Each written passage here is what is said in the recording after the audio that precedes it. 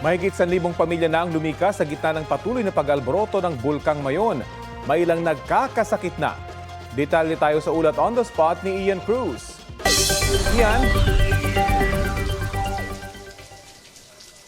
Rafi, maulan nga dito sa Albay kaya sa ngayon ay wala tayong visuals ng Bulkang Mayon sa pag-iikot nga natin sa ilang mga bayan dito sa Albay kaninang umaga. At Rafi, nagpapatuloy nga pag-alboroto ng bulkan kaya naman ilang beses din tayong nakakuha ng mga alert ngayong umaga na sinasabing mag-ingat doon sa pagdaloy nga ng uson at sa episode din ng mga rockfall. At patuloy naman ang pagdami ng mga lumilikas kaya naman mayroon din sa mga evacuees ang nagkakasakit na.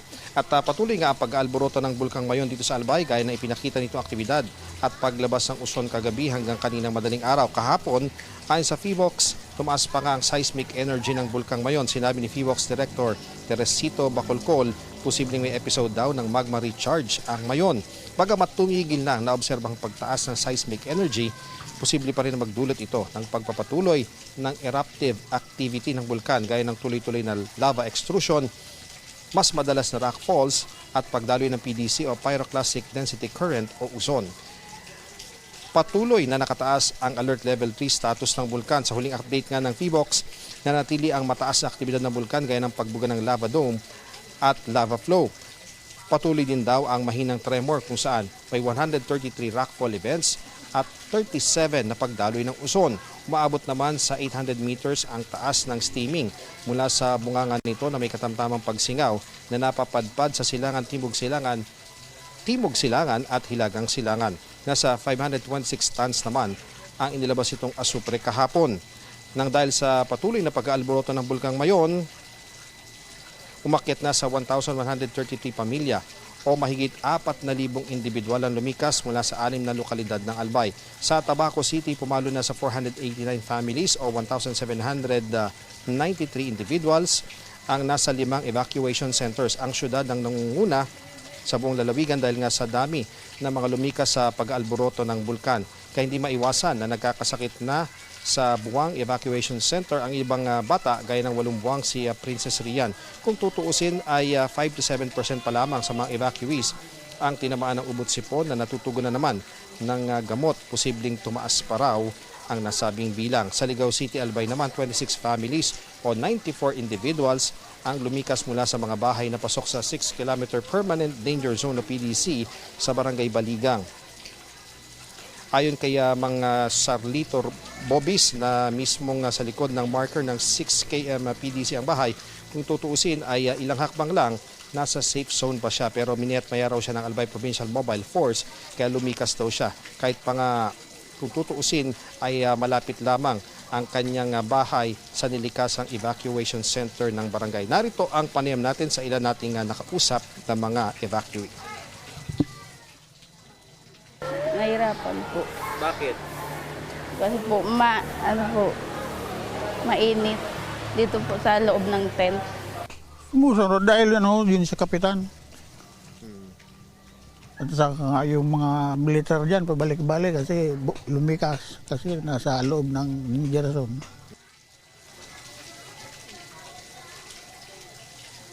Rafi, sa bawat LGU naman na naikot natin dito sa Albay at talagang ang kanilang pinaghahandaan ay yung posibilidad nga na itaas yung alert level status ng bulkan kaya patuloy ang paghahanda nila, Rafi. Ian, meron bang karagdagang hakbang yung mga otoridad dyan patungkol dun sa mga dumaraming mga nagkakasakit?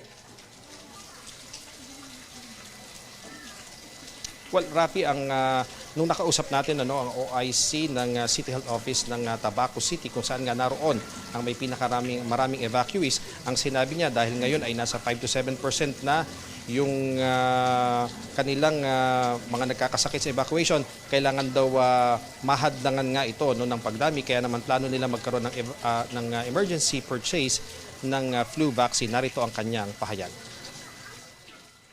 We are planning to purchase emergency purchase ng flu vaccine. Kasi pagka naka-flu vaccine ang bawat individuals dito, especially the very young and the very old, yung mga vulnerable clients natin or patients natin, basta naka-flu vaccine yan, yung usual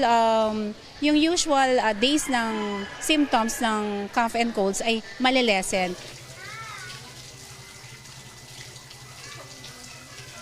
Rafi, sa mga nakalipas na araw ay nagkaroon din ng mga ashfall sa iba't ibang mga bayan dito, gaya doon sa Ginobatan, sa Kamalig, meron din sa Legazpi. Dito sa kinaroroonan natin, ito yung Barangay San Jose, sa elementary school nila dito sa bayan ng Malilipot. Nakita natin na yung mga evacuees na binigyan kanina ng food packs mula sa DSWD ay may kasama ng water container, at the same time isang box na rin ng face mask para nga kung sakasakaling kailanganin nila na magtakip ng kanilang bibig at ilong ay may magagamit kaagad sila, Rafi. Maraming salamat sa iyo, Ian Cruz. Illegal turning at illegal parking ang dalawa sa pinakamadalas sa traffic violations noong nakaraang taon ayon sa MMDA. Pagtitiyak ng ahensya, paiigtingin pa rin ang panghuhuli sa mga traffic violator. Balitang hatid ni Von Aquino.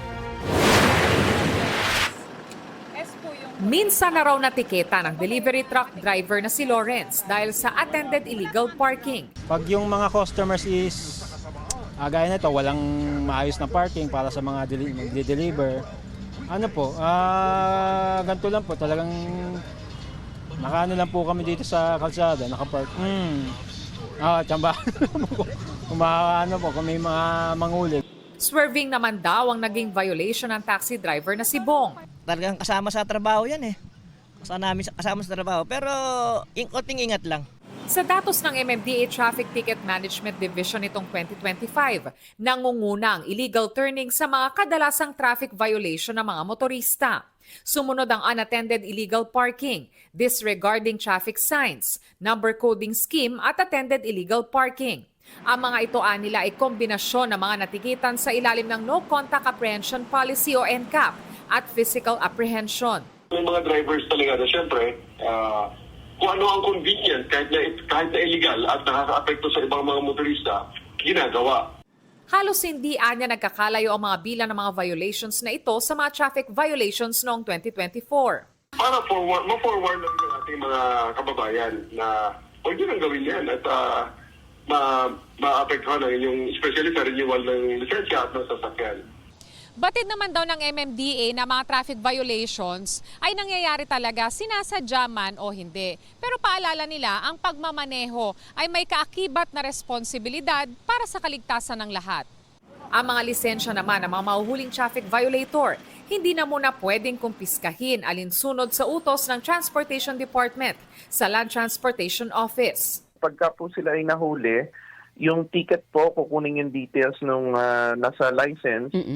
Then, i-encode po dun yan pagbalik po sa nila sa, for example, sa amin, sa Central Office, para ho mai-alert online yung pinaka-details nila.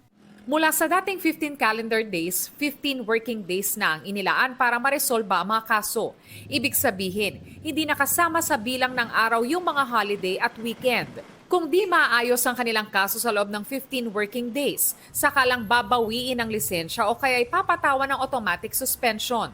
Ang bagong pulisiyang yan, plano raw questionin ng isang mambabatas. Nahuli ka on a Saturday, hindi ba? Tapos nahuli ka ulit on Wednesday, hindi ba? Malalaman po ng traffic enforcer on Wednesday kung nahuli ka ng Saturday. I don't think so.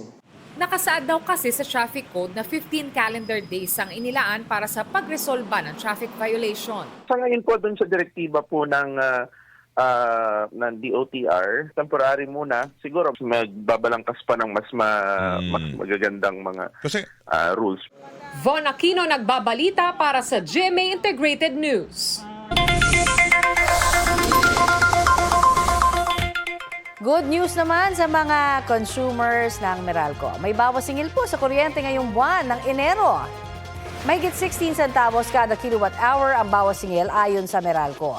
Ibig sabihin, ang kokonsumo ng 200 kilowatt hours ay magkakaroon ng tapyas na nasa 33 pesos sa kanilang electric bill. Kabilang po sa mga dahilan nito, ang pagbaba ng transmission at generation charges.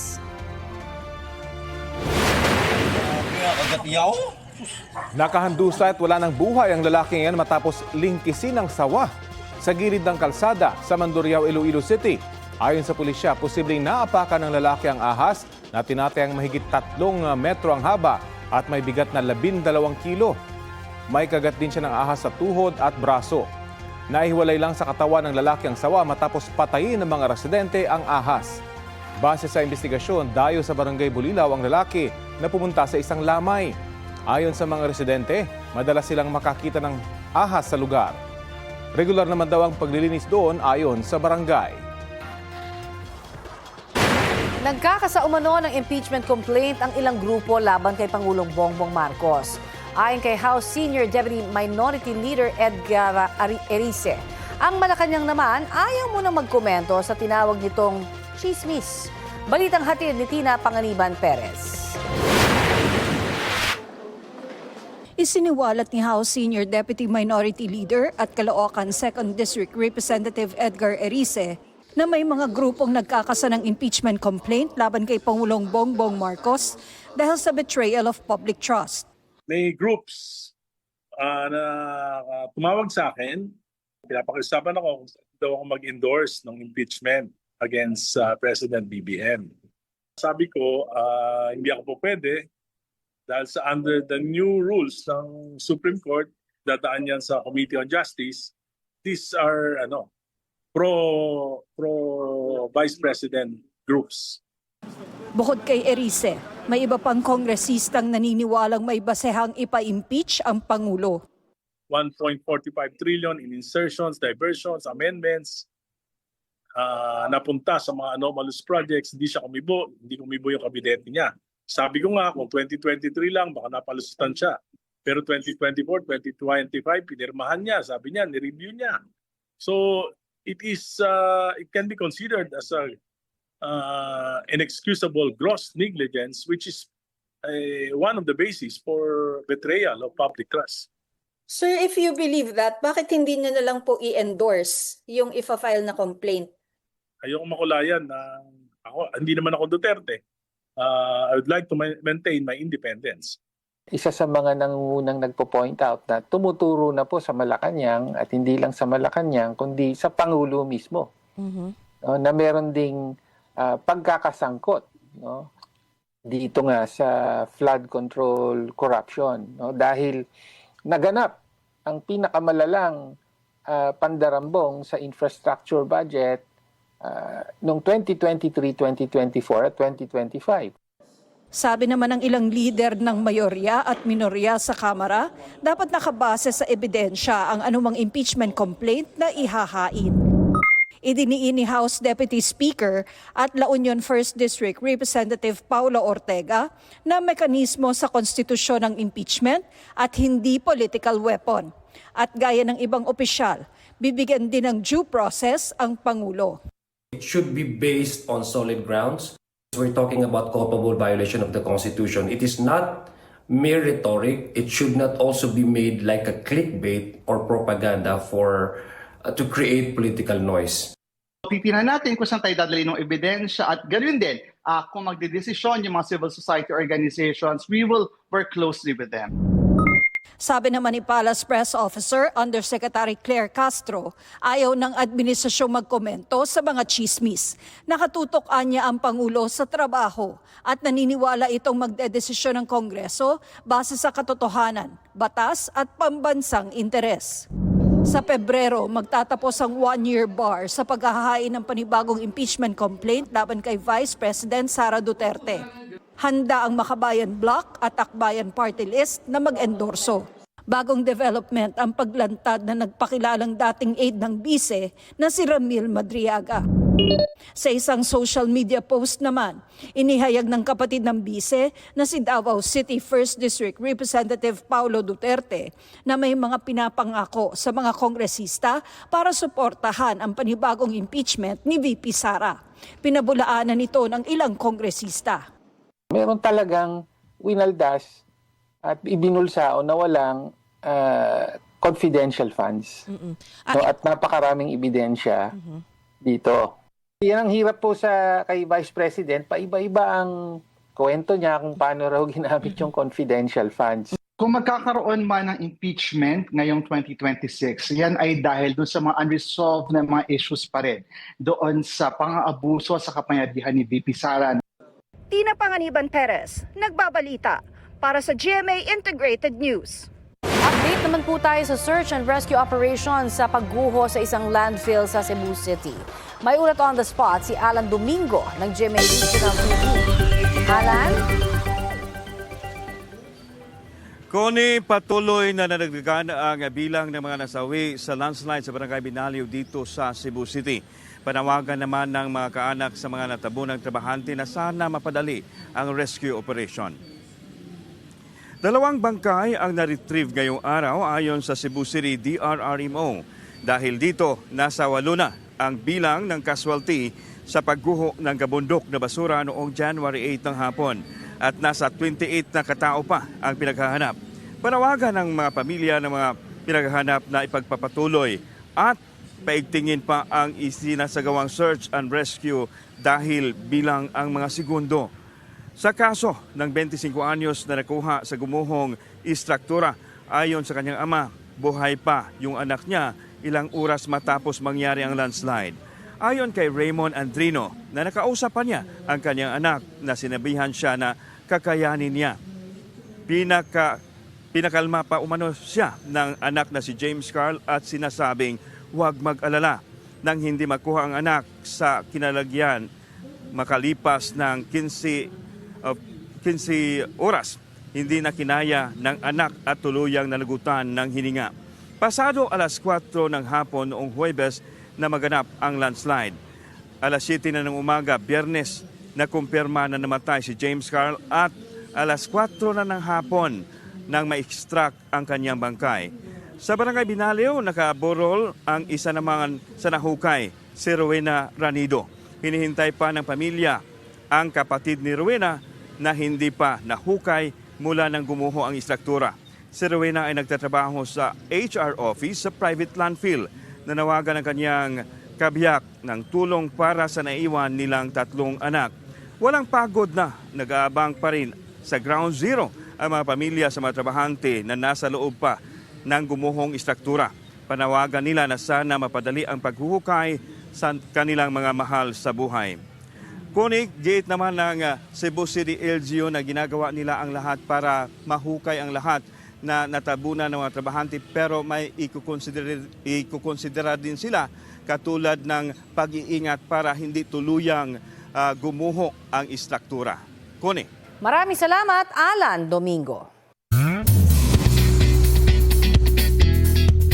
New Year, new goals ang target ni Sangre Adamos Kelvin Miranda na align din sa kanyang 27th birthday wish. Magkaroon tayo ng maraming pelikula. Talagang pelikula this 2026 and more projects para sa atin. Tapusin muna natin yung Encantadia para mas makapag move forward ng mas maganda and makagawa tayo ng mas maayos at mas preparadong project.